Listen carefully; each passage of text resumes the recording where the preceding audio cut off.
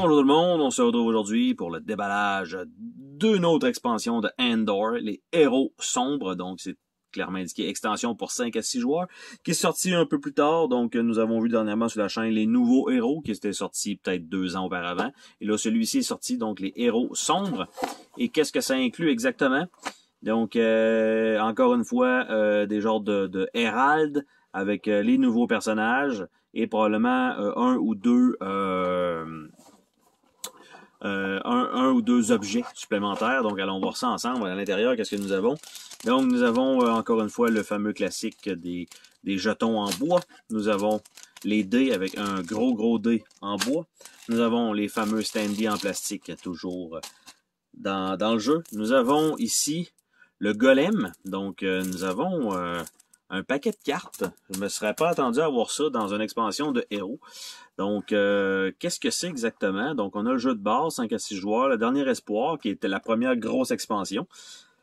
Après ça, la capacité spéciale des héros sombres et les variantes de jeu. Donc, là, celui-ci, on voit qu'il est broché, donc ça ne sera pas un petit feuillet comme le deuxième... En fait, le deuxième expansion, le petit expansion.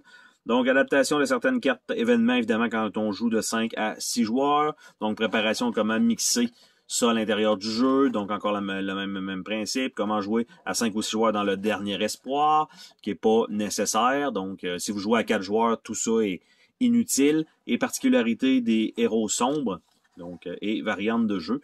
Je ne sais pas si le jeu est beaucoup plus difficile à plus de joueurs. Donc, ça ici, Forn, le demi-scral, qui est là, avec, encore une fois, je me fais toujours avoir dans le sens qu'il faut que je tourne le plateau de jeu, ou en anglais, fort. Donc, ça, on va mettre ça de côté. Par la suite, nous avons droit à toutes les feuilles de punch qui sont tenues ensemble. Donc, je vais essayer de les séparer un peu. Nous avons Dar, l'envoûteuse. Et bien sûr, il faut que je flippe comme ça. Darren, l'envoûteur, qui n'a pas beaucoup qui a pas l'air d'avoir beaucoup de points de vie. Les standees eux-mêmes, donc on a ça ici qui était exactement la même chose qu'on avait eu dans une autre expansion. Donc nous avons les Herald, les personnages, je vais les mettre quand même dans le bon sens aussi pour qu'on puisse les voir un peu mieux. Et d'autre côté, ça c'est cool quand même, le monstre comme ça, le genre de golem. Ici nous avons, j'allais dire un paquet de... Donc la carte du pays de Crad, la carte des montagnes grises, et quelques boucliers de différents types avec des symboles à l'intérieur. Et ici, nous avons donc la légende 12 à 16 et la légende 17. Donc ici, ce sont des araignées de l'autre côté. Donc ça, c'est fait. Par la suite, donc le personnage Drukil, le mours. Et côté féminin, Drukia, la femme ours. Donc ça, c'est fait. Et le dernier personnage, qui est évidemment pas facile à aller chercher dans le fond de la boîte, comme ça, avec un plateau un peu plus petit que tous les autres. Linder, le devin, avec des jetons en haut, genre de jetons de noix. Je voulais pas dire des glands, mais bon, disons-le. Abstenez-vous un petit peu. Et Léane, la devineresse. Donc, ce sont les personnages, donc...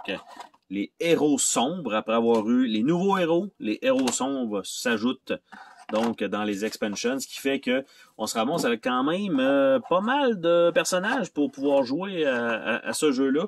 Initialement, oui, c'est un gros casse-tête, mais éventuellement, il y a des légendes qui peuvent être facilement rejouées. Et il nous reste le petit paquet de cartes à regarder ensemble. En fait, évidemment, sans vous spoiler, bien sûr, parce que ce sont quand même souvent des cartes de type scénario. Donc, on va voir ensemble un peu le contenu. Donc, on parle du golem, on parle de Dans la peau de l'ours, on parle de la légende 11. Donc, nous avons ça, qui est, le format est un peu différent de ce qu'on avait. La légende 13, et on voit 5, peut-être pour 5 joueurs. La légende 14. Donc, ça a l'air à tout aller ensemble. Parce que là, on voit, ça a l'air d'être les personnages. Hein? Le demi-scral épuisé, on avait le devin épuisé, donc ça a l'air d'être les personnages. La tour déserte, légende 14. Légende 15, les présents des héros sombres. Donc légende 15, ensorcelé, je sais pas si c'est 4 joueurs.